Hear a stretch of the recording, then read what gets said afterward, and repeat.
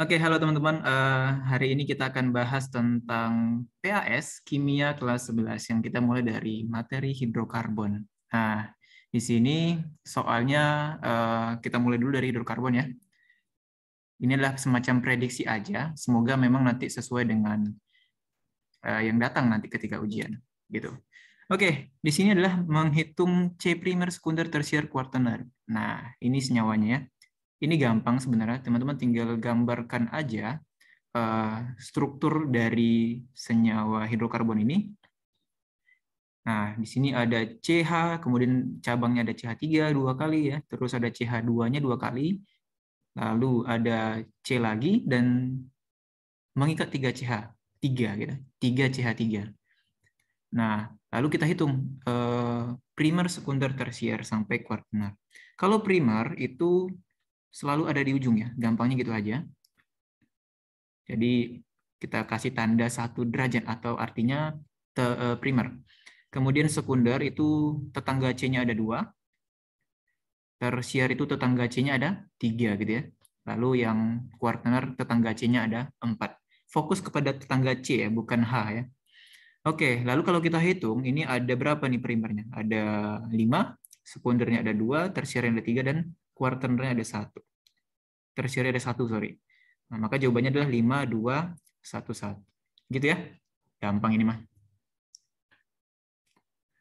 Oke, untuk nomor 2, ini sama sebenarnya dengan nomor 1. Tinggal digambarkan aja untuk senyawanya ini. Senyawa dari 3,3 dietil, 4 metil heksana. Nanti kalau setelah digambarkan, nanti ketemu jawabannya ini. Oke, bisa nanti dicari ya. Ada 5 primernya ya. Oke, kita lanjut ke nomor 3. Nomor 3 ini menentukan hidrokarbon jenuh. Berarti kalau jenuh itu ikatannya tunggal. Maka ini ada pada siapa? Alkana. Dengan rumus umumnya adalah CnH2n ditambah 2. Maka tinggal kita cocokkan aja. Maka jawabannya di sinilah yang C, C5H12.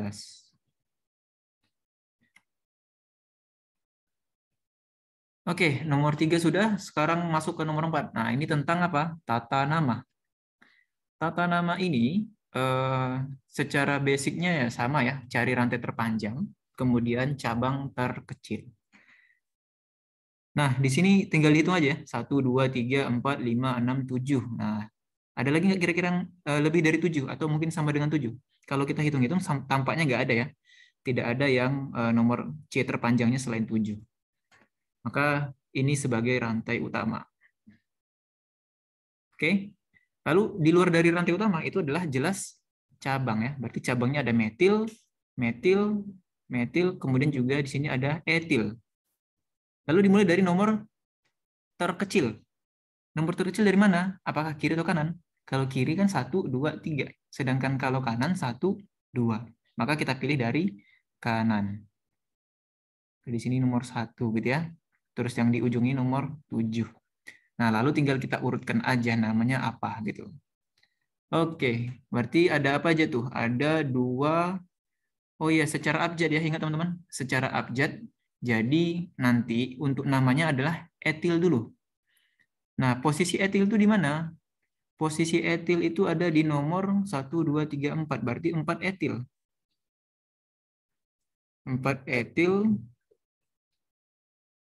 terus 2,5, 2,55, terus ada lagi itu apa?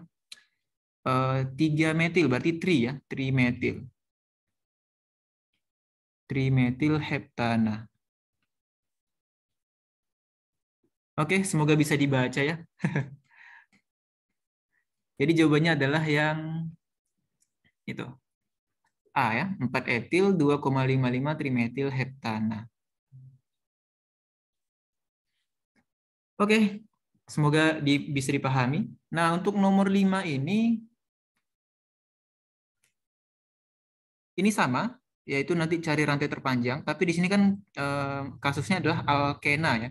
Jadi tetap cari rantai C terpanjang, cuman alkenanya wajib diikutkan ya, rangkap 2-nya wajib diikutkan. Sehingga nanti kita peroleh rantai terpanjangnya yang ini nih. Ini sampai bawah, terus ini nih. Oke. Nanti nomor satunya dari mana? Ya dari nomor rangkap terkecil, berarti dari kiri. 1, 2, sampai di sini nanti berapa? 1, 2, 3, 4, 5, 6, 7 gitu ya. Maka dapatlah kata kuncinya nanti di sini adalah 2 heptena ya, karena posisi rangkapnya di nomor 2 ini. Posisi rangkapnya ini di nomor 2. Maka ujungnya lihat aja 2 heptena yang mana. Nah, sebenarnya di sini udah langsung ketahuan ya. Yang ujungnya 2 heptena itu cuman ada di opsi D gitu. Oke. Kalau kecepatan silakan ya nanti di pause videonya. Oke, lalu lanjut ke nomor 6. Nah, di antara senyawa berikut ini mempunyai titik didih tertinggi. Titik didih tertinggi. Nah, titik didih tertinggi ini apa? Carilah C terpanjang ya. Kita tulis dulu. Jadi kalau ngomongin titik didih tertinggi, berarti ada syaratnya, yaitu adalah pertama, cari C yang jumlahnya yang paling panjang. C terpanjang lah kita bilangnya. Terus yang kedua itu adalah jumlah cabang paling sedikit. Cabang paling sedikit gitu ya. Nah, kita singkat aja gini nih. Jadi cari C terpanjang, kemudian cabang paling sedikit. Atau kalau bisa nggak ada cabangnya gitu ya. Nah, kita cek satu persatu. Di sini untuk yang A, rantai terpanjang itu 3. Ada 3 ya, sedangkan CH3 yang di dalam ini itu adalah cabang. Terus yang B itu terpanjangnya ada 4, kemudian yang C itu terpanjangnya ada 3, D terpanjangnya ada 5, sedangkan yang E itu terpanjangnya ada 4. Dari sini sebenarnya sudah kelihatan mana yang C terpanjang, yaitu yang D ya. Maka tidak ada lagi perbandingannya. Kita langsung jawab yang D. Tapi kalau nanti ada C terpanjang, sama-sama panjang, satunya nggak ada cabang, satunya ada cabang, maka pilihlah yang tidak ada cabangnya. Sesuai dengan aturan, C terpanjang, kemudian cabang paling sedikit atau tidak ada cabang. Oke, lanjut ke nomor 7. Yang bukan isomer N-oktana. Nah, yang bukan isomer N-oktana ini berarti yang tidak sama jumlahnya gitu ya. Cara gampangnya gitu. Jadi oktana ini kan ada 8C. Nah, akan dikatakan isomer kalau memiliki 8C juga. Plus ada ananya ya. Kalau ada alkena ya itu berarti salah gitu ya. Nah, ini semuanya kan ana ya, ada ana semua, maka tinggal mencari kesesuaian jumlah dari C-nya. Kita cek dari bawah deh. Dimetil pentana, berarti ini kalau kita hitung-hitung ada berapa nih? 2 tambah 5, berarti ada 7C. Nah, ini aja udah ketahuan ya. Udah ketahuan bahwa ini yang bukan isomernya, karena jumlah C-nya aja udah beda. Kalau ini 8C ya, trimetil, pentana ini tetra itu berarti 4, butana berarti apa namanya 4, maka totalnya ada 8, sorry. 8, terus ini metil sama heptana berarti 8C, dimetil sama heksana berarti 8C. Itu ya. Jadi carilah yang jumlah C-nya sama untuk isomer plus namanya sesuai, yaitu ana. Kalau nanti 8C tapi ena, berarti itu kan nggak sesuai. Udah beda, bukan isomernya. Oke, lanjut ke nomor 8. Nah, ini tentang reaksi ya. Jadi reaksi itu ada yang adisi, ada yang eliminasi, substitusi. Oke. Kita coba cek. Nomor 1. Gampangnya gini ya, teman-teman. Rangkap 2, kemudian menjadi tunggal, itu udah jelas nanti adisi. Ada penambahan, yang dimana di sini dibuktikan dengan HCl-nya masuk ke dalam senyawa alkena. Terus yang nomor 2, itu dari tunggal menjadi rangkap. Maka ini terjadi yang namanya eliminasi. Terbukti dari reaksinya yang mana awalnya jumlah reaksinya ada 2, reaktannya ada 2, kemudian menjadi 3. Berarti ada satu senyawa yang dilepaskan gitu ya. Maka terjadi yang namanya eliminasi. Sedangkan yang nomor 3 ini tidak ada penambahan ataupun penjumlahan secara jumlah senyawa ya. Di kiri 2, di kanan tetap 2. Berarti ini hanyalah substitusi, pergantian aja. Maka urutannya apa? Adisi, eliminasi, substitusi. Jadi jawabannya A gitu ya. Oke. Kita langsung masuk ke ini, minyak bumi ya. Minyak bumi ini hafalan doang sih sebenarnya. Jadi silahkan nanti baca-baca lagi ya untuk catatannya ataupun di bukunya. Di sini memisahkan fraksi minyak bumi. Jadi campuran minyak bumi ini pengen dipisahkan. Nah, caranya gimana? Caranya gini ya, destilasi bertingkat. Pemisahannya berdasarkan perbedaan titik didih. Gampang ya. Nah, terus ini nih yang kedua. Titik didih paling rendah. Jadi manakah di sini fraksi minyak bumi yang mempunyai titik didih paling rendah? Jawabannya adalah LPG. Karena dia memiliki C yang rendah ya.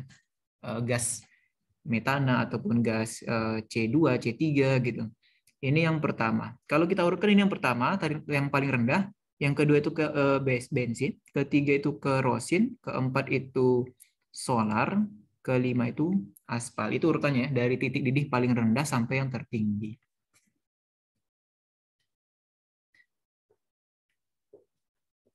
Oke, lanjut hasil penyulingan minyak bumi. Hasil penyulingan minyak bumi, sorry ini kita geser dulu nih. Hasil penyulingan minyak bumi dengan rantai karbon terpanjang, yang panjang dapat dipecah menjadi rantai karbon pendek. Nah, berarti ini istilahnya semacam pemotongan gitu ya. Ya, kita bahasakan sebagai cracking.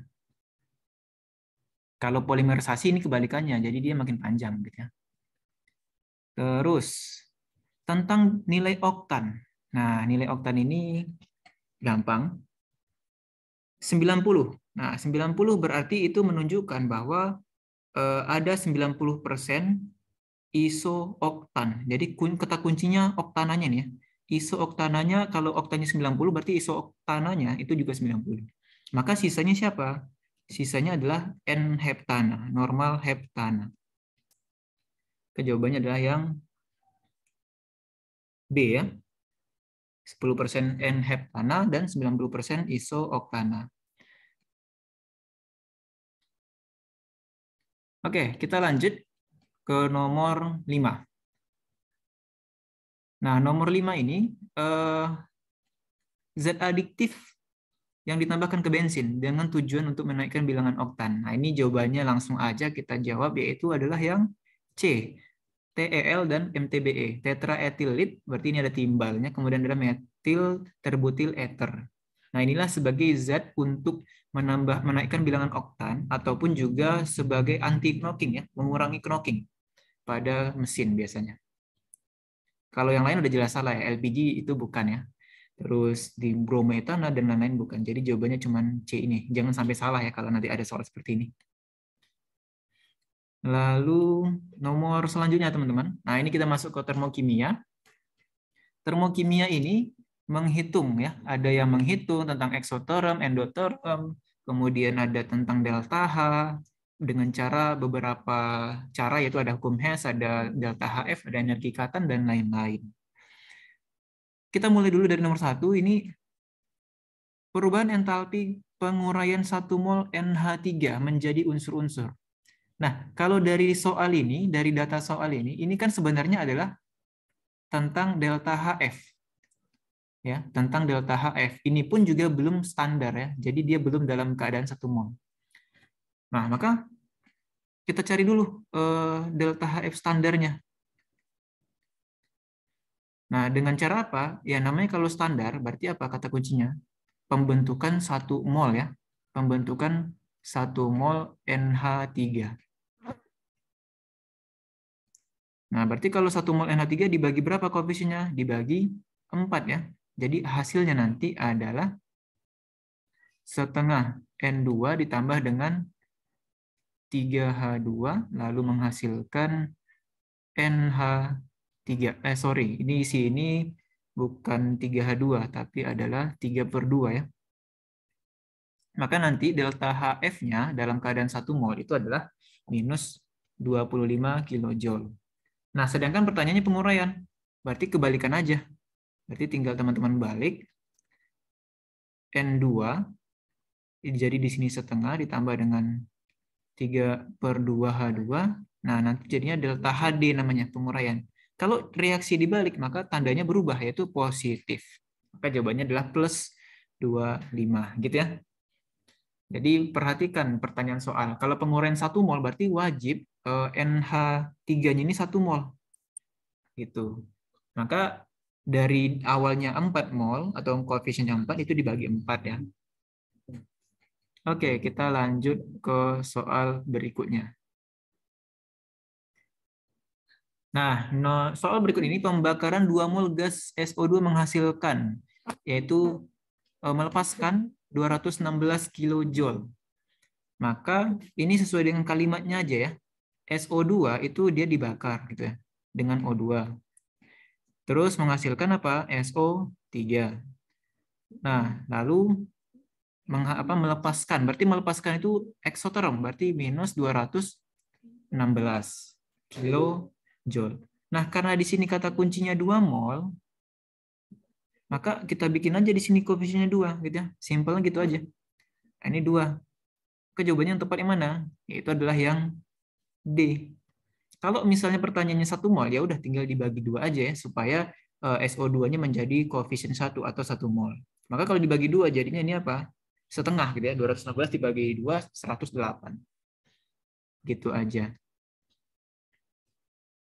Lalu kita masuk ke nomor 3. Tentang persamaan termokimia dari pembentukan berikut. Perubahan entalpi pembentukan 96 gram metanol. Nah, itu kira-kira berapa perubahan entalpinya? Oke, untuk soal ini, coba teman-teman cek. Di situ metanolnya itu membentuk 1 mol ya. Karena koefisiennya 1. Maka di sini satuannya jelas nanti kilojoule per mol. Berarti kalau 1 mol itu melepaskan 278 kilojoule. Itu kalau 1 mol. Nah, bagaimana kalau 96 gram?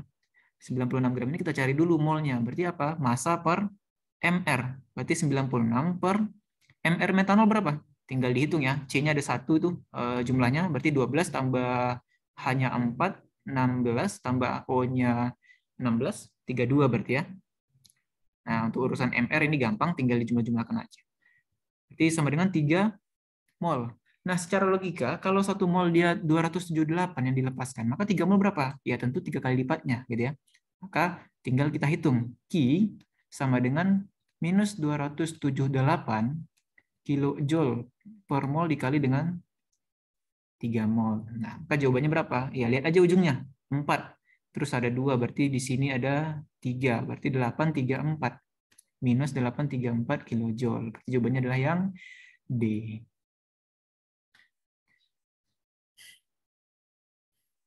Oke, kita lanjut ke nomor 4 ya. Ini tentang menghitung delta H pembakaran 1 mol gas metana. Nah, ini cara mengerjakan soalnya gimana? Nah, cara menggunakan soalnya lihat aja ciri-ciri soal gitu ya. Sorry. Kenapa jadi warna ini?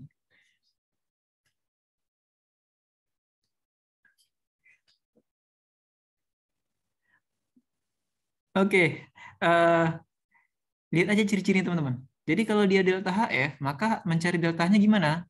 Yaitu kanan kurang kiri ya. Kanan kurang kiri. Kalau energi ikatan, nah itu kebalikan, berarti kiri kurang kanan. Nah, tinggal dimasukkan aja nih. Nanti delta HF-nya yang kanan siapa? Yaitu berarti CO2 kan. CO2 ditambah dengan 2 kali H2O, ini untuk yang kanan, terus dikurangi yang kiri. Yang kiri siapa? CH4. O2-nya nggak usah ya, dia unsur bebas, jadi nilainya 0. Nah, nanti tinggal dihitung ya, berapa nilainya, tinggal dimasukkan. Oke, tinggal dimasukkan, dan juga tinggal dimasukkan. Oke, silakan di pause videonya untuk bisa dikerjakan, nanti kira-kira dapatnya berapa. Kalau kakak sih kemarin tuh nyarinya yang A ya jawabannya. Nanti teman-teman tinggal masukkan aja CO2 berapa, H2O dikali 2 ya, jangan lupa. Terus dikurang CH4. Oke, tinggal di pause videonya dan kerjakan. Nomor 5.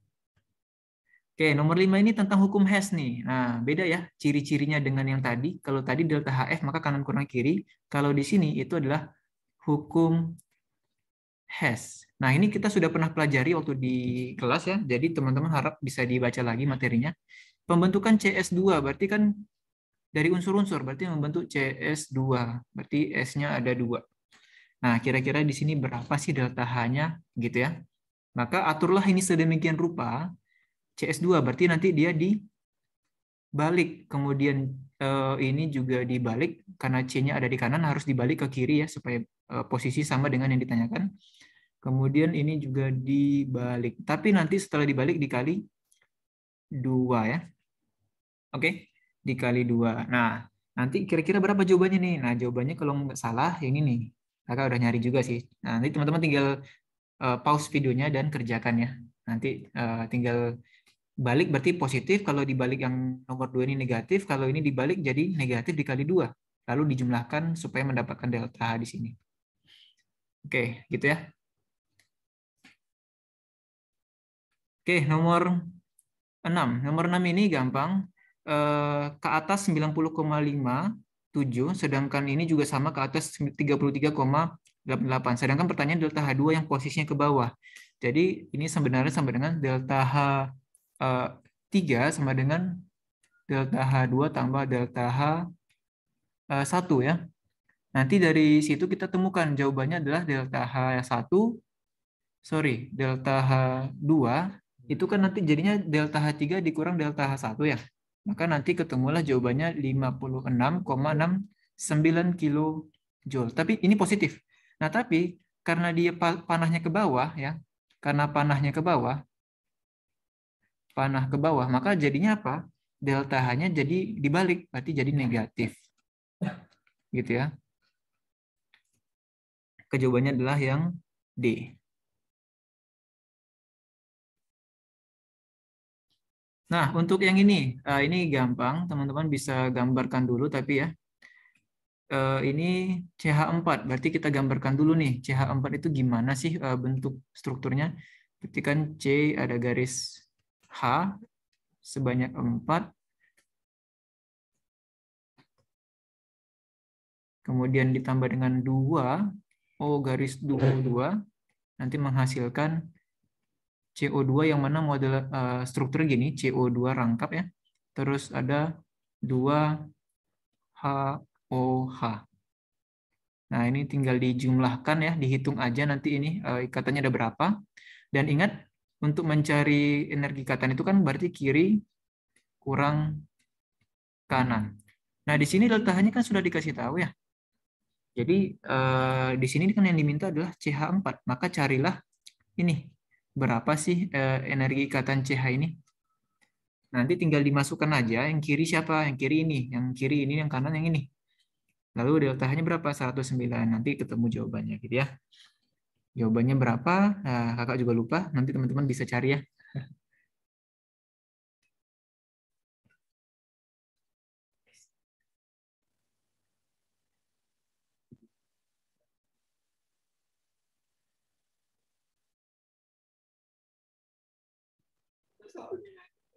Iya, kepikirannya. Oh. Oke, kita lanjut guys ke nomor yang bagian laju reaksi ya. Di sini kita langsung loncat ke nomor 2 sesuai dengan kisi-kisi juga. Oke, di soal ini adalah menentukan ini nih, faktor yang mempengaruhi laju reaksinya. Jadi kita fokus kepada pertanyaan, yaitu apa 1 dan 3. 1 dan 3 ini, nomor 1, 3 gram keping, kemudian konsentrasi 0,6, suhu 28. Sedangkan nomor 3, itu 3 gram serbuk, masanya sama, tapi hanya beda keping dan serbuk. Konsentrasi 0,6 sama suhu 28. Berarti di sini, konsentrasi dan suhu itu sama. Nah, tapi menghasilkan waktu reaksi yang berbeda. Ternyata lebih cepat yang nomor 3. Berarti yang mempengaruhi laju reaksi di sini siapa? Yaitu yang luas permukaan ya, yaitu keping dan serbuk. Akibat ada perbedaan luas permukaan, maka menyebabkan laju reaksinya berbeda.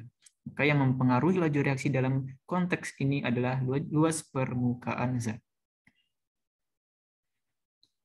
Oke, nah sekarang kita masuk ke soal penentuan orde, yang mana ini udah jelas ya, pasti akan masuk juga soalnya. Orde NO dan BR2. Caranya gampang ya, dulu kita juga sudah pernah pelajari, yaitu cari yang sama dan cari yang beda. Nah, berarti kalau kita mau menentukan orde BR2 misalnya nih, berarti ini percobaan 1 dan 2 ya. Nah, ini BR2-nya apa? 0,05 per 0,1 setengah ya. Berarti setengah dipangkat Y ya, kita anggap aja BR2-nya orde Y. Kemudian laju reaksinya setengah juga, maka ketemu nanti Y sama dengan 1. Oke, cari aja yang ujungnya 1, berarti antara opsinya B sama C. Terus untuk yang NO sekarang, berarti pilih yang nomor 2 dan 3. Berarti apa? Untuk yang NO ini setengah dipangkat X, karena BR2-nya sama, nggak usah diikutin lagi karena habis, maka ini setengah juga, berarti X-nya sama dengan 1. Oke, B-nya orde NO dan BR2-nya 1 ya, 1. Jadi jawabannya B. Oke, nomor 4 itu sama caranya, teman-teman tinggal ulangi aja caranya seperti yang nomor di 3 tadi, nomor 3 sebelumnya. Tapi di sini lanjutannya ada ya, yaitu mencari nilai K. Maka kalau untuk mencari nilai K gimana rumusnya? Berarti kan V per H2 orde X dan BR2 orde X. Orde Y, sorry. BR2 orde Y. Nanti cari dulu nih. Cari dulu X sama Y-nya. Setelah ketemu, nanti baru masukkan ke nilai K untuk mencari nilai K-nya. Berarti bebas, pilih percobaan berapapun bebas. Nanti jawabannya pasti sama, yaitu nanti jawabannya nih, 10 ya. Tapi cari dulu nanti ya, biar memastikan lagi. Oke, kita lanjut ke nomor 5. Nah, ini sepertinya ada nih soal ini tentang menghitung laju berdasarkan perubahan suhu. Oke, di sini dikatakan, ya kita pakai rumusnya apa? V2 sama dengan V1, terus pakainya kalau tidak salah A ya. Mungkin tergantung versi sekolah ya. Baru delta T per N. A ini adalah kenaikan laju, sedangkan N ini adalah kenaikan suhu. V1-nya tidak ada, anggap aja V1 gitu. Kenaikan lajunya berapa? 2 kali lipat nih. Nah, baca nih ya, 2 kali lipat. Delta T-nya 80 sama 20. Berarti berapa tuh? 80 dikurang 20 sama dengan 60. Berarti dibagi dengan N-nya 10 derajat. Berarti sama dengan V1 2 dipangkat berapa nih? 6 per pangkat 6 berarti sama dengan berapa? 8 kali 8, 64 V1. Maka jawabannya adalah yang C. Ya, ini sama nomor 6, nggak perlu kita bahas ya teman-teman, tinggal dikerjakan sendiri aja. Lalu lanjut ke yang kesetimbangan. Kesetimbangan ini ciri-ciri kesetimbangan, kecuali ya reaksi reversibel benar, tertutup benar, laju ke kanan ke kiri sama tentunya, terus tidak terjadi perubahan secara makroskopis benar, maka jawabannya yang D. Tidak dapat balik, itu adalah reaksi searah ya, bukan kesetimbangan. Lalu nomor 2, kecuali, faktor-faktor yang mempengaruhi pergeseran kecuali. Nah, ini udah terkenal banget nih. Itu apa? Katalisator.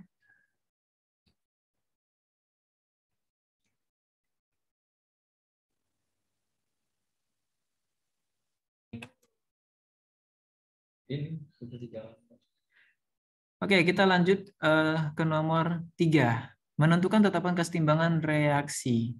Ingat, untuk menentukan tetapan kesetimbangan reaksi apa? Produk dipangkat dengan koefisien, lalu dibagi dengan reaktan. Pangkat koefisien. Dan ini wajib adalah apa? Aquos dan gas ya. Aquos dan gas.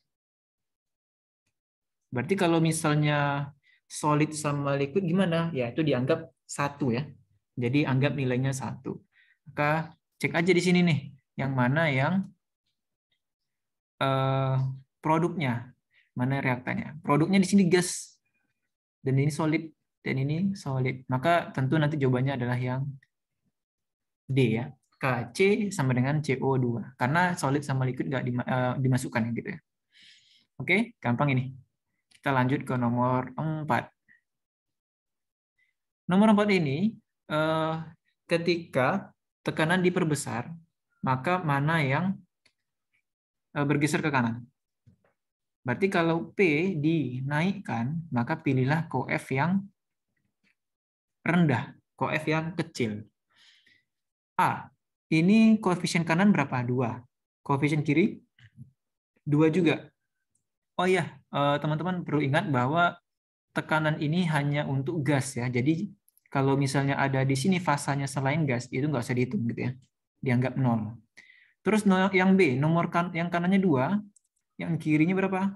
Ada 3 ya, 2 tambah 1. Nah, sesuai dengan aturan, tekanan diperbesar ke koefisien yang kecil. Dan koefisien kecil yang diminta apa? Ke kanan kan. Nah, pas banget nih. Yang B itu koefisien kanannya kecil, sedangkan koefisien kirinya besar, maka pilihlah yang kecil tadi, yang kanan. Maka ketika tekanan diperbesar, maka ke koefisien yang kecil, yaitu ke kanan. Jawabannya B. Lanjut ke nomor 5. Yang tidak terganggu. Kalau diberikan suatu faktor atau suatu pengaruh, maka yang akan tidak terganggu apa? Tidak bergeser. Nah, jadi cek dulu.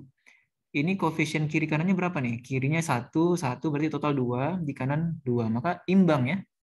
Jadi apa kira-kira faktor yang diberikan, tapi dia ternyata tidak punya pengaruh di sana? Yaitu adalah tekanan.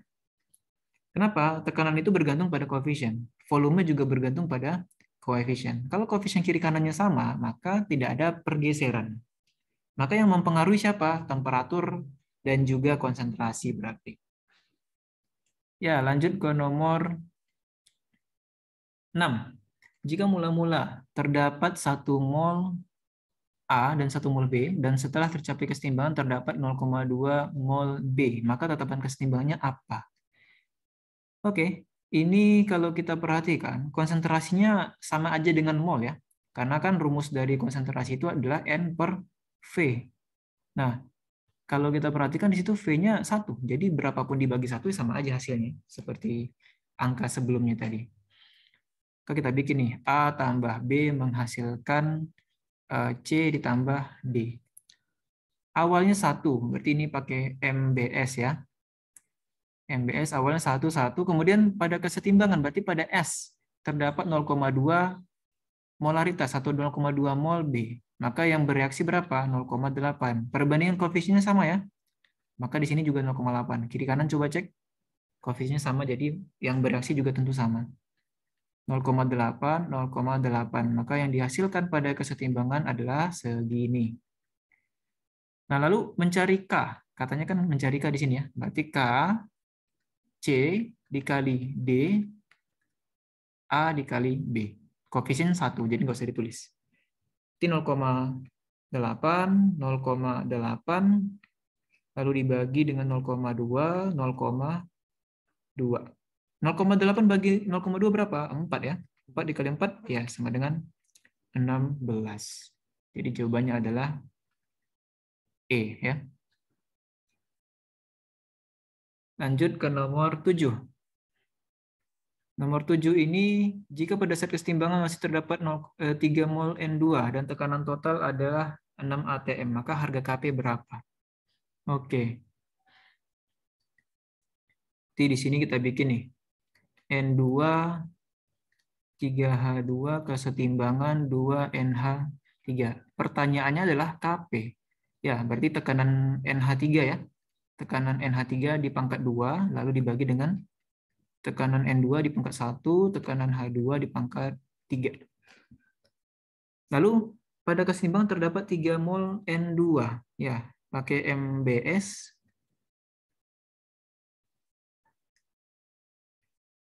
Nah, terdapat 3 mol N2 pada kesetimbangan, berarti di sini.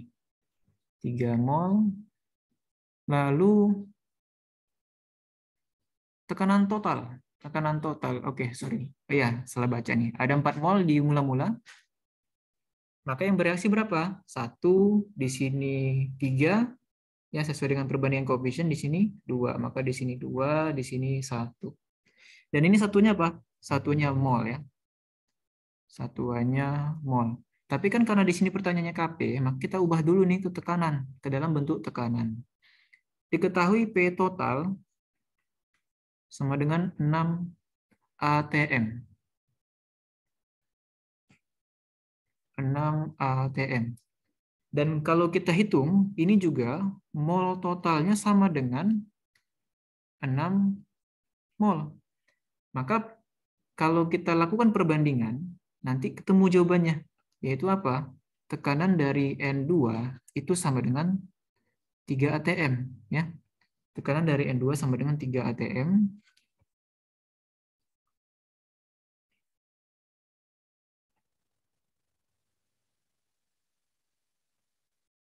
Lanjut lagi. Oke, berarti untuk tekanan H2 itu sama dengan berapa? 1 ATM. Ini hanya perbandingan aja ya. Jadi teman-teman tinggal bandingkan mol dengan ATM. Kebetulan karena di sini mol sama ATM-nya sama totalnya, maka jelas nanti tekanannya juga sama. Berarti NH3 sama dengan 2 ATM. Oke, lalu tinggal kita masukkan ke angka di KP. Yaitu apa?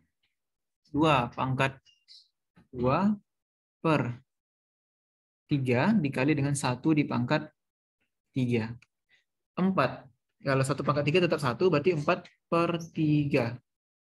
Maka jawabannya adalah yang C. Bisa ya?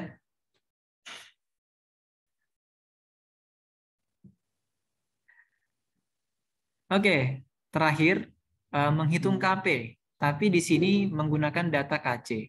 Jadi masih ingat ya rumus dari apa KP KC?